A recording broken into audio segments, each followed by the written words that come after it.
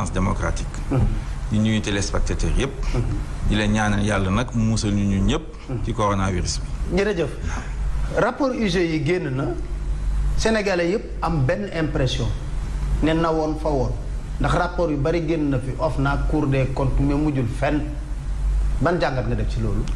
waaw mën naa ne ñaari jàngat laa ci am bu ci jëkk bi mooy ne rapport yi yu bare la.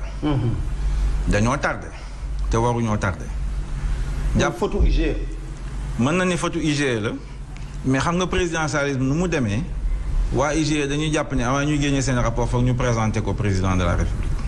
te loolu juridiquement am na ay juristes yu wax ne soxla ñu def loolu mais jàpp naa ne c'est parce que colin mi ngi jeexal mu forcing waa ji nangu génnee rapport yi. waaw collègue dafa war a jeexal. dafa war a 27 juillet normalement. waaw normalement day pare donc xam naa ne moom bëggul dem te rapport yoo xam ne pare na depuis longtemps teguñu ko ci table bi. donc loolu maanaam il y va de son honneur.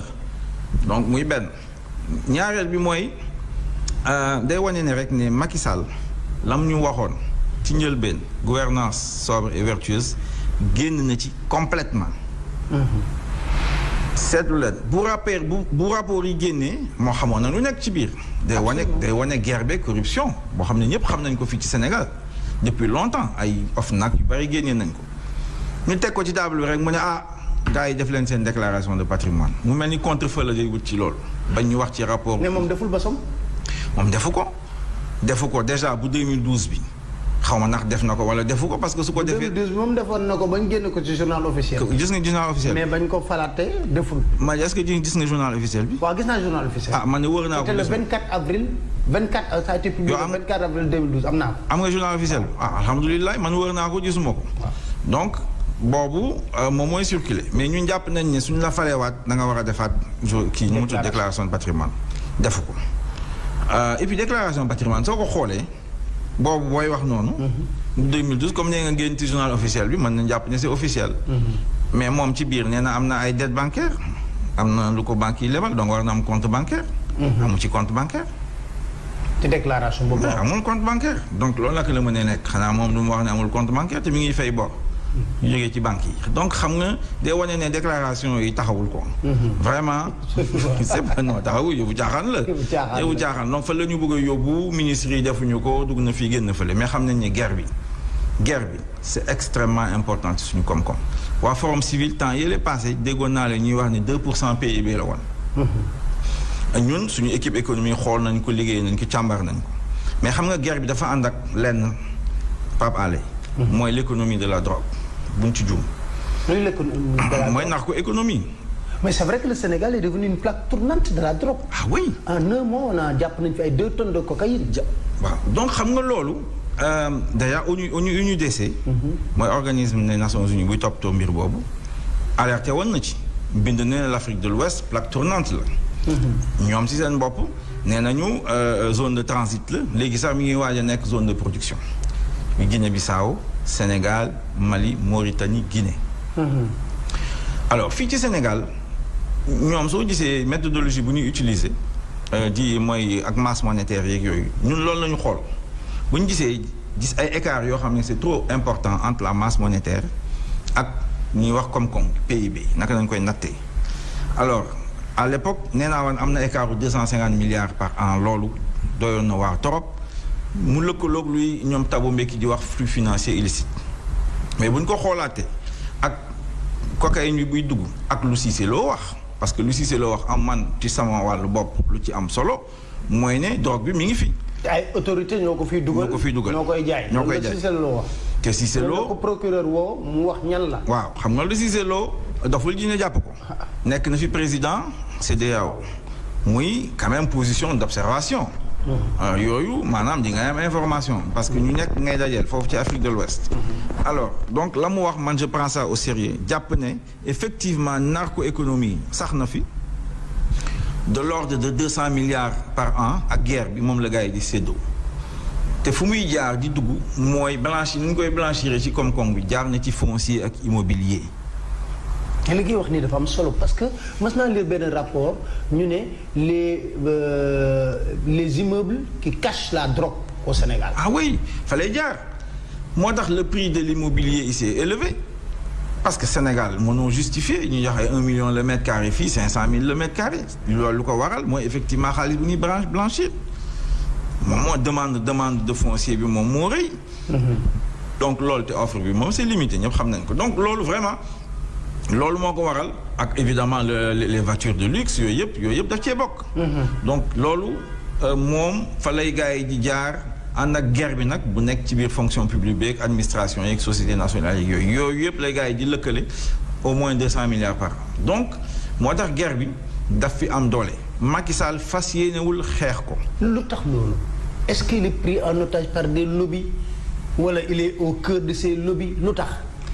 ah man de jàpp naa ne d'abord xam nga ñoom ci seen bopp am na ñenn ñoo xam ne waxtaan na ceeg ñoom. seeni kàngam yi ñuy discuter ñeneen ñoo xam ne dañu jàpp ne lu tubaab yi di wax accumulation primitive maanaam mooy capital bu njëkk booy am. pour mën ko investir dugg ci koom-koom. xam nga ñun fii tubaab yi ñu ngi ko jëlee ci traite des esclaves.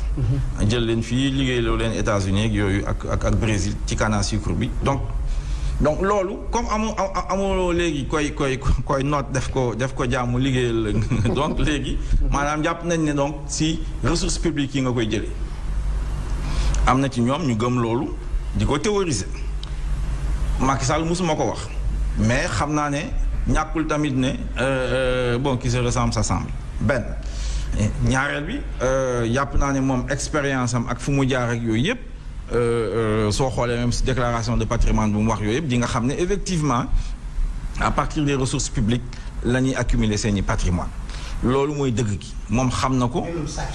ah ben oui loolu mooy guerre ah bien sûr parce que moomuñu ko ressources publiques lu ñu lay fay dañ lay fay un point c'est tout. mais le reste effectivement sàcc la mooy guerre te loolu baaxul ci koom-koom ñëpp xam nañ ko day bloquer.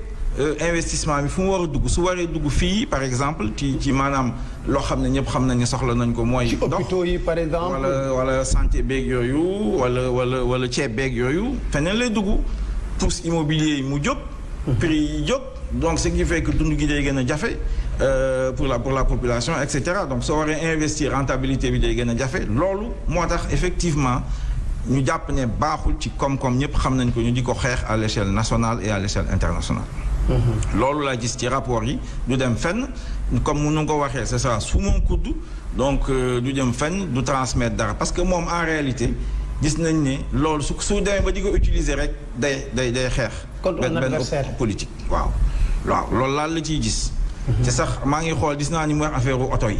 chaque fois mu wax affaire oto yi peut-être dafa am kenn ku mu bëgg a xeex ci affaire oto yi parce que c'est pas logique chaque fois mu ne oto yi on a trop dépensé rapport IGE tamit nee nañu ñu ngi waroon commandé xaw ma. 88 oto ñëw si 880 donc quoi 10 fois plus lu tax loolu. mais moom am na ci ñaata oto moom. ma ko donc xam naa ne daal du ñàkk ne su koy utiliser dafa am ku mu bëgg a daaneel. enfin gis ngeen ne quand même ci affaire u Petro-Tim bi rapport inspection générale d'État ñoom nee nañu amul mais ñëpp xam nañ ne am na.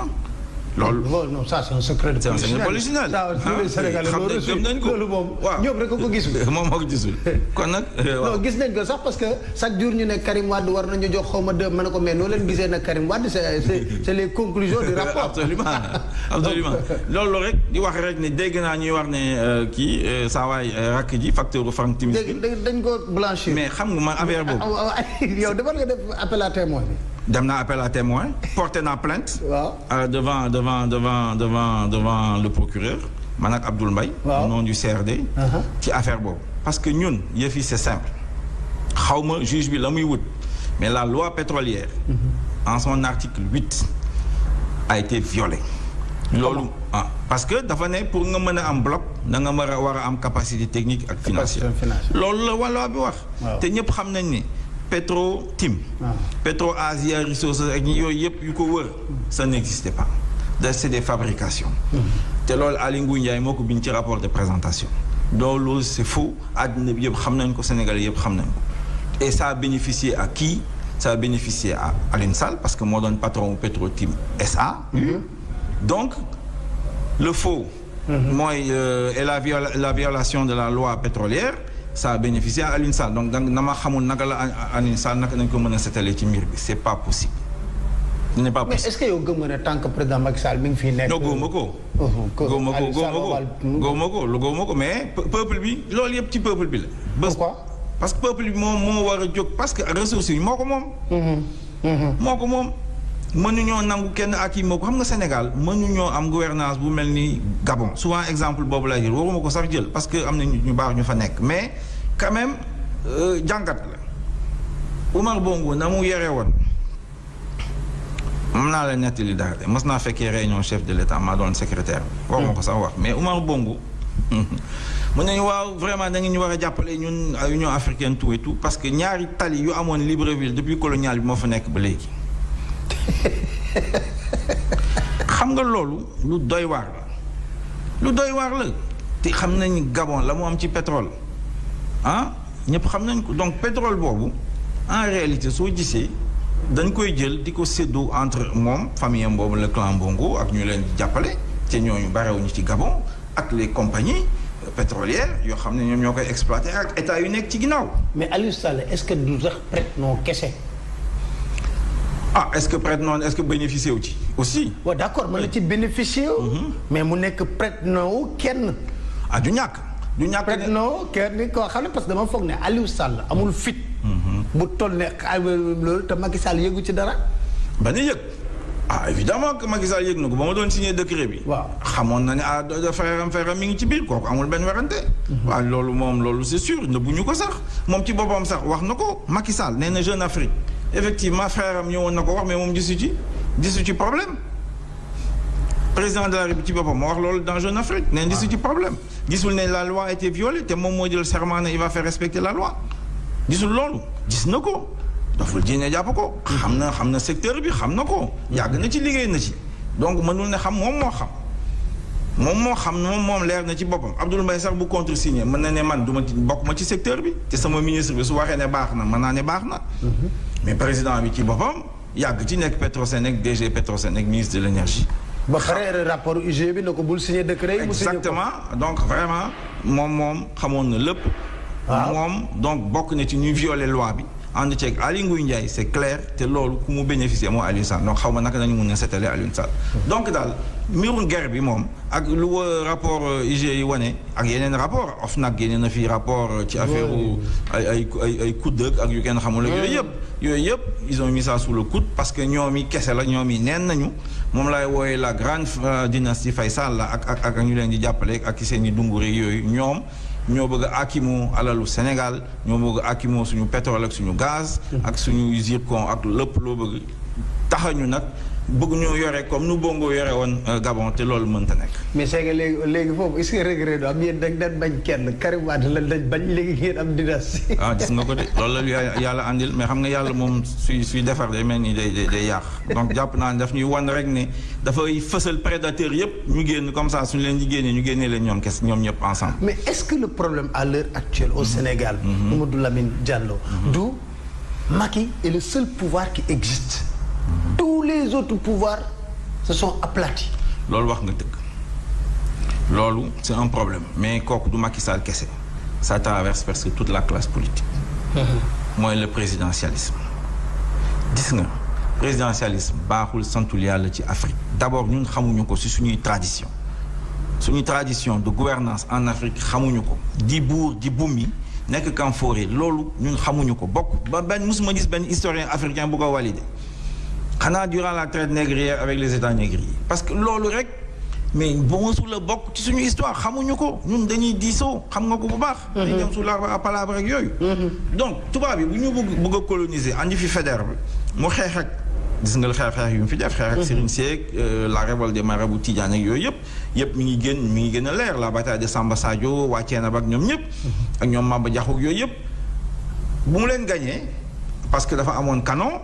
fala la ñu gagné du question jàmbarte mais canon la amoon donc évolution technologique ñu andi fi genre gouvernance boo xam ne moom mooy buur di bu muy voilà un point c'est tout loolu nag ci loolu la ñuy continuer ci loolu la ñuy wéy suñu classe politique ñu bari gëm ko ñoom war a nekk président ñooy décider de tout donc ce qui fait que effectivement Assemblée nationale moom c'est mis sous coupe réglée. Députés yi c'est des députés du président nekkatuñu député du peuple ou de la nation te pourtant loolu la ñu bind ci constitution bi. ah donc assemblée nationale newu fi lenn lu dul tàccu ñu président bi wax ñu ne gongo loolu baaxul ci réew. assemblée nationale moo war a contrôler exécutif doomu aadama foog nga di ko contrôler suy liggéey. absolument. amul loolu moo am yàlla ñaari malayka la ñu boole ñu contrôler. gauche droite waaw droite donc vraiment donc loolu moo mën a am il faut député yi xam loolu ñoom assemblée bu taxaw contrôler nit ça veut pas dire que da nga kaa contre. loolu dafa bokk ci liggéey donc assemblée nationale en plus débat yu war a am dans la société ñi fi divers courants yi ak idéologique seen i doctrine ak yooyu assemblée nationale la war a am ci débat boobu lay dëgg gi di feeñ. mais ñun nanguwuñu lool saagante soo jógee taxaw ñu saaga la de toute façon Macky moom la mu wax mooy dëgg un point c'est tout na ñëpp noppi léegi nag lu ci so ëpp solo. grosse déception d'avoir Moustapha Niasse à la tête de l'Assemblée nationale. ah oui ak parcours am. non moom déedéet moom dafa gëm présidentialisme parce que Moustapha dem lu may wax nii daf ko bind. nee na en gros soo nekkee président tur yàlla yu baax yi ñooy wàcc ci yow. ah oui il a moom bind na ko kon nag loolu la gëm wax na ma ko tamit assemblée nationale bu ma doon polémique ak ñoom ñëw na foofu wax ma ko donc moom loolu la gëm donc président bi mooy yaa Malikul Mulk yaa Zul Jalal wal Ikram yaa Hakim yëpp président moo dajale loolu yëpp ci loxoom loolu la gëm man gëwuma loolu c'est clair ñetteel bi mooy justice bi. voilà justice dafa am solo si nga les pays occidentaux yu ñuy wax nii ay États-Unis ay France seen justice moo tax moo mën a moo normer comportement ba conscience citoyenne bi yëkkati. mu téye démocratie bi. donc ce qui fait que chef politique mu ñu def lu leen neex xoolal ma justice bi na mu condamné premier ministre français bi keroog. François Fillon. ne ko lu ko juge bi wax tu as failli à tes devoirs d'exemplarité xam nga loolu mooy vraiment éthique la teg ci taabal ne ko yaay premier ministre da nga war a am taxawaay boo xam ne. ak tolluwaay ak jàngale waaw vraiment non pour cette raison là 5 ans la lay dóor xam nga loolu leçon la justice bi loolu la ñu soxla magistrat yi ñoo war a taxaw nga xam ne yow soo nekkee magistrat sa robe bu ñuul bi ku dugg ci foofu ngeen yow kenn yaay sol mbaxana d'ailleurs sax loolu xamu fu ñu ko teg mais en fait mën na leen ko nangul quand même saa waay peuple bi yow yaay rendre justice au nom du peuple donc da nga war a am taxawaay boo xam ne effectivement ñëpp xam ne suñ demee ci justice mooy génn en tout cas ci lu mën a xam donc justice boobu tamit c'est à terre présidentialisme baaxul santul yàlla moo tax ñun waa CRD buñ demee ñun dajaloo ñu ne xam ngeen Sénégal suñ ko bëggee yore ci yorin bu rafet dañuy góorgóorlu def suñu programme boo xam ne équipe mooy liggéey faluñu buur mu nekk ànd nawle la war a doon kii su waree nekk président kii président de l'Assemblée nationale premier ministre parce que Sénégal dafa soxla premier ministre xam nga loolu faute politique la ñu ko fii génnee ak yeneen ministre de l'éducation nationale xam nga ni kooku du caaxaan dans un pays comme le Sénégal pour ministre de l'eau wala de l'intérieur des affaires étrangères yooyu xam nga yooyu waruñu ko banaliser non yooyu normalement seen taxawaay am na dëkk yoo xam ne sax mënoo nekk premier ministre jaaruloo nekk ministre de l'éducation nationale par exemple dans les pays asiatiques émergents donc di wane ne ñun loolu nañu bëgg andi ci langue politique Sénégal ne équipe mooy liggéey suñu assemblée nationale dafa war a taxaw am gëddëm mën a contrôler exécutif ñëpp nangu ko. mais lan mooy responsabilité homme politique yi aussi opposition bi surtout par rapport ak Macky j'ai comme l'impression que opposition bi dañuy def lii bon le peuple comme yéen ak Macky dem leen ngeen xool ba ci kanam c'est comme l'impression. en tout cas ñun waa CRD ñun gëmuñu loolu. non yéen a ngi. waaw ñun gëmuñu vous êtes constant quand même. voilà ñun yéen a ci gën a rare sax d'ailleurs. waaw peut-être waaw. dans tous les combats politiques. waaw xam nañ ci wéet mais jàpp wéet ngeen ci trop nag loolu moom. mais jàpp chaque jour ma jëwee leen. mais leen sama gars yi sonn lañ trop. waaw mais coono bànneex la parce que loolu mooy suñu wareef loolu mooy patriotisme. xam nga un peuple bul ko sonal le peuple day former élite bopp boo mun soo demee fële ci Guinée équatoriale ak yépp c'est la même chose partout dans tout temps mënu ñoo toppatoo lépp peuple élite lay former élite nag mën na élite politique la élite intellectuelle culturelle sportive militaire yépp scientifique ak yooyu yépp ñoon nag seeni responsabilité seen wareef ñoom ñooy ñu jàppale peuple bi ñoom ñoo war a liggéeyal peuple bi loolu ñun ñoo ne dañoo bokk ci élite politique bi di toppatoo lu ñëpp bokk. di toppatoo ëllëgu askan wi. kon nag ñu ñoo war a am taxawaay boobu. na mu mën a méttee même peuple bi suñu déglu leen ci war a taxaw parce que bés dina am peuple bi dina ne ñii ñoo ñu fi nekkal kon nag lii ak lii la ñu war a def. di wane na effectivement peuple bi dafa tàmm présidentialisme peuple bi dafa tàmm clientélisme. mës naa dem seeti benn femme mën naa la ko nettali sax 2 secondes lay jar. mooy dem di waxtaan ak moom ci biir campagne ak yooyu et cetera. ñi loo fiy bàyyi. waaw exactement. xam naa. waaw yu mel noonu alors ma ne ko mais yow su ma la waxoon tey ne damaa bëgg sa doom ji nga may ma ko lan ngay def di nga ma ne xaaral guddi gi nga dem seeti listi xaar ko wala façon bu nekk téléphoné Pape Alé moom la mu daal man façon góor la. est-ce que mën na yore jabar ak yooyu. mu ne ma waaw. ma ne ko léegi nag lu day nii commune wala député nit ñëw ne la waaw man jox naa la 100 000 50 000 wala léegi nga fal ma nga ànd ak moom foo ko teg mu ne ma waaw kii sama doom la loolu moo tax ma ne ko déet sa doom la dëgg la. est-ce que jub na. ma ne ko kële doomu ñëpp lay yore ëllëg ku ñëpp lay yore sa ëllëg lay yore. exigence booy am ci man pour mën maa may sa doom exigence bu raw loolu nga war a am.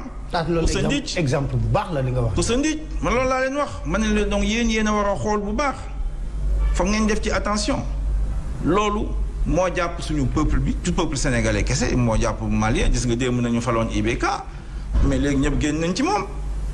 nekkoon na fi jógee parce que effectivement dëkk bi mi ngi yàqu Mali mi ngi tas donc di wane ne taxawuñ ci dara parce que soo yaakaaree ne jox nga nit 5 000 francs 10 000 francs mu voté la yow am nga légitimité boo xam ne mën nga suba def lu la ne da ngay nax sa bopp. da ngay nax sa bopp en réalité mobilisation populaire sax booy soxla pour ñu jàppale say politique doo ko am. doo ko am donc loolu donc ñun effectivement yoon boobu la ñu jël mooy yoonu patriotisme. mooy yoonu citoyenneté mooy yoonu éthique jàpp nañ ne loolu moo mun a soxali. tey jii suñu koom-koom bi de nee na day jóge ci 6% pour ñëw ci 1%. mi ngi koy expliquer pour situation Covid bi mais man dama ne ko mais est-ce que yow xamoo ko woon bu yàgg parce que yow laata ngay xam Covid bi novembre 2018 yow yaa wax ne ça va tànge te boobu Covid ñëwaguloon est-ce que du gestion bi nga def auparavant moo baaxutoon ba conséquences yi ñu koy subir léegi Covid bi tegu ci nag mu gën métti. ci lu wér c'est-à-dire que. xam nga d'abord Macky Sall comme bu mu doon woote mooy taux de croissance ak ñoom Amadou Ba ak yooyu daa doon polémique ak ñoom. waaw d'abord dañoo changé base dañu yeewu suba 2015. ñu changé naka nañ koy calculer léegi nee nañu amu koom-koomu Sénégal yokk na de 3 000 milliards muy benn. c'était faux. Enfin, c'est des artifices parce que par exemple dinañ jël par exemple yow soo fay les loyers. nga yore sa kër dañuy calculer ne yow donc loo waroon fay loyer sa kër gi loolu lañ koy boole ci sa koom-koom yow. tu vois genre technique yooyu nañ doon utiliser mais loolu xam nga le problème c'est que ça se traduit pas ci recettes fiscales yi. tu vois parce que c'est ça aussi sooy calculer PIB ak yooyu yëpp mën a xam. lu ci état bi di wut moom mooy ñaata laa ci mën a jëlee mooy recettes fiscales yi. wala en gros les ressources mën naa lan laa mën a sukkandiku ci loolu mën a leb. donc loolu day am conséquence. liggéey yooyu lañ fi def pour pousser seen endettement bi moo yore woon seeni koom-koom. mooy terre beeg mooy tali yeeg mooy centre Abdou Diouf au moment de l'investissement effectivement nañ ne lii de yokk koom-koom mais koom-koom boobu en réalité dafa yokk de manière artificielle parce que la muy jur dañ koy séddoo entre certainement compagnies étrangères yi ak guerre bi ak essentiellement loolu moom moo tax donc amul vraiment à moyen long terme loo xam ne dana pousse économie bi ci kanam loolu moo daal Macky Sall ensuite mu boole ko ak ay arriérés intérieurs yu am solo xam nga ñun amuñu suñu monnaie amuñu politique de change. ñun mooy wane tey soo gisee dëkk yu mag yi ñoom banque centrale la ñuy jël xaalis bi dugal ko ci koom-koom. xaalis bés tax kay. waaw ñun mënu ñoo def loolu. donc léegi ce qui fait que ñun en réalité état bi su sësee la muy def mooy day ne Pape Alé yow du ma la fay et puis c'est tout mënul loo ma dara donc da ngay xaar su ma amee dinaa la fay yow nga toog jonkoon di ko xaar loolu la ñuy wooyee arriéré intérieur. ñoom léegi bu ñu demee ba sës ñu changé tur bi ay obligations impayées xam nga seen xel dafa nàcc ci inventé ay slogan ak yooyu moom macha allah yooyu am nañ ci xel xarañ nañ ci lool donc. loolu moo leen dal donc bu ñuy dugg 2019 bi ñu ngi joon ajustement structurel nangu ñu ko mooy dëgg moo tax léegi saa yoo yeewoo suba ñu ne le Fonds monétaire international ni ne lii nii la la mais ils sont sur surveillance rapprochée du Fonds monétaire international ak ay conditions Banque mondiale 100 milliards yu mu libéré woon début 2019 je crois ak yooyu wala en tout cas moom lañ ko joxoon dafa am ay conditions sur les prix ak yooyu yëpp loolu la ñuy woowee ajustement structurel wala au moins stabilisation. loolu moo fi xewoon avant Covid bi di ñëw. léegi ñoom nee nañ dañu am 1% xaw ma fu ñu koy jëlee dama gisul parce que xam nga 1% mooy lan. la ñu liggéeyoon 2019 su ne woon 100 donc 2020 bi dina def 101. ñan ñoo liggéey 101 yooyu ñëpp ñi ngi toog seen kër confinement bi amul dem dikk amul voyage amul dem Chine naka la ñuy mënee am 101. kon zéro la nar am wala lan. ah dëkk yëpp moyen la ñu am ñoom nee nañu 1 la ñu am ñun bu ñu ko xoolee. ñun dëkk yu mag yi du gis naa ay moins 8 sax. ay moyen la ñuy am parce que kenn liggéeyul ñu ngi toog seen kër ñu liggéey bariwul donc naka nga mënee wax ne yow 2020 la ñu liggéey ba génnee ko.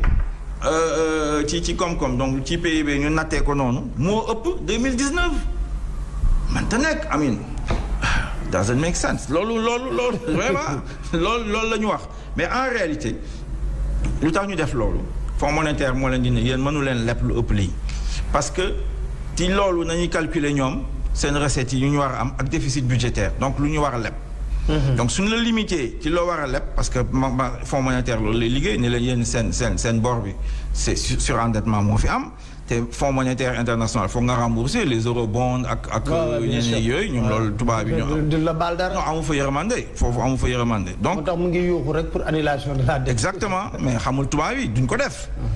duñ ko def loolu du am moo tax sax ma ne ko xam nga lan nga war a def. nga auditer dette bi ne tubaab bi léegi dañuy ànd ñun ñëpp auditer la dette des États africains. pas la dette africaine amul sens. parce que du Afrique ci boppam mooy leb. ku nekk mooy lebal boppam. donc c'est la dette des États africains nañu auditer ku nekk ñu xam sans bu dugg ñaata dëgg-dëgg moo jëriñ koom-koom bi. waaw suñ ko defee ci suñu gis-gis di nga gis ne du mat 20 wala 30 léegi tubaab yeeg ñun. par exemple nee naa Obama mën na présider comité boobu. jël Tidiane Thiam pour l'Afrique parce que xarañ na ci loolu xam nañ ko am na ci crédibilité ak yooyu. ak ñeneen pour la Chine ak la France ak l'Europe su boobaa ñu xool ànd ak ñoom ne leen léegi 60 yi dugul suñu koom-koom dafa dellu seen réew kon loolu duñ ko fay léegi 20 wala 30 yi moo fi des léegi nañu xool naka nañuy liggéey loolu. loolu mooy sama proposition te jàpp naa ne loolu moo gën a réaliste. loolu moo gën a avancé loo Afrique. suñu demaat ñu ñambaasaale ko nag ak ay mécanismes yoo xam ne lu ñu woowee flux financier illicite mooy lu mbékki di wax ne 60 milliards de dollars moo fiy jógee en Afrique tous les ans dëkk yu nekk am na lu fay jóge loolu ñu jël ay mécanismes yoo xam ne dañ koy rey bokk na ci mécanismes yi ay accords secrets yu chef politique yi am ak les compagnies pétrolières ak minières ñu génne loolu yëpp raas ko ba mu set Covid bi mën nañoo dimbale ci loolu te léegi jàpp naa ne humanité bi en tout cas le monde yeewu na ñor na mën nañu pousse agenda boobu loolu moo ëpp crédibilité su boobaa ñu xam ne léegi au moins c'est un new deal qui va commencer dans le monde en tout cas pour l'Afrique man loolu lay pousse au niveau mondial am na ñu ma ciy waxal j'espère que dinaa mën cee wax ak président Obama essayer leen convaincre ñoom ñu jël dossier bi ñu essayer avancer dossier boobu. au moins ça c'est une bonne chose. alors léegi. loolu laa doon wax donc Macky est bloqué donc 1% boobu.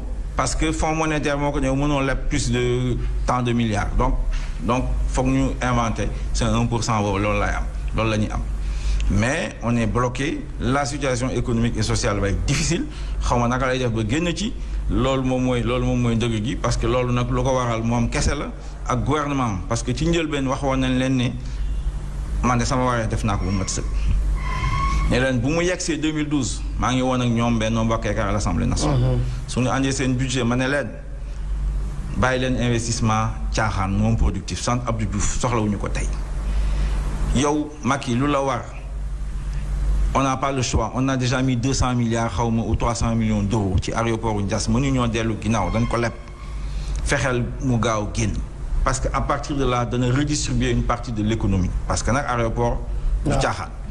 ma ne ko loolu nañu war a def mooy urgence en plus en dehors évidemment ay problème inondation ak peut-être évidemment non dañoo bëggoon ñoom def ay réalisations yoo xam ne ñëpp a koy gis foog nga ne Macky day laaj 3e mandat jàpp naa ne mu ngi koy xalaat xaw ma ndax dina am fit bi mais bëgg na ko ci xolam am nañu ko ci pousse tamit di koy wax ne dégg nga maam da nga war a laaj 3e mandat bon constitution bi permettre. mais ñooñu corona politique moo leen jàpp. waaw ñooñu donc moom xam naa ne mi ngi seet parce que effectivement jàpp na ne gaz bi ak pétrole bi moom moo ko moom. parce que dégg naa ñuy wax ne waaw moom la ko yàlla jagale quoi en gros quoi moom daal wër sa këm la xam nga dañuy façon raisonnement yooyu la ñuy def donc mu jàpp ne moo ko bëggu cee génn. bëgg na fekkee fu ñu koy pàccoo fu ñu koy séddoo te moomu ko loolu yëpp xam naa mi ngi ci boppam mais Sénégal lu ñu nangul Abdoulaye Wade mënuñu ko nangul Macky Sall. donc na ci génnee xelam na bàyyi loolu nañu wut ñoom APR benn ñaar wala fukki juróomi candidat parce que fukki juróomi foofu. ñëpp a ngi daas fanaanal ñu génn ñu gagné leen ñu génn mu jeex wax ci Francoulaye. laaj bu buj bi dama lay toj jot nga sa gazelle wala bokkoo si ñu jot ci Oryx gazelle. non mais dégg naa ne moom xam nga ne gazelle dafa am ay pouvoir mystique ah oui béjjén beeg ak wey yeeg yooyu yëpp loolu la gaa ñi di wax de. jot nga sa bos. non man nag jotuma ko xam nga woon gaa ñi man. mais xam nga loolu c'est grave dans une république. yaa ñuy jël affaire di ko pàccoo mais xam nga ñoom déjà dañu def erreur bu mag. Macky moo ne les ressources naturelles appartiennent au peuple. à référendum bi. waaw Oryx yooyu mais état bi moomu ko peuple bi moo ko moom. absolument. donc ministre bi mënul yeewu suba ne man damay yeewu comme si ça appartenait à l'état. dama ko yóbbu sama ranch parce que léegi ranch moo xew xam naa fi mu ko yeeg yu ñu wala Dallas loolu moo leen jàpp mais loolu c'est extrêmement grave. extrêmement grave. mais forum civil jël na initiative boo xam ne ànd naa ci man sax danaa bind. effectivement les organisations internationales parce que député la Assemblée nationale peuple bi moom gazelle kii nu mu tuddee ci gazelle Oryx yi ñun représentant du peuple lañu suñ ko bëggee ñu jël ko. pàccoo ko séddoo ko entre ñoom. loolu foog ñu wax ko organisme internationaux yu leen ko dénk. parce que nag non seulement gazelle ressource naturelle la mais bien public mondial la. absolument espèce protégée la. exactement c'est extrêmement grave donc sa waay dafa war a normalement su doon nee na moom torodo la ma ne ko say torodo da nga war a démissionner. ci yoon. merci beaucoup Mamadou Lamine Diallo.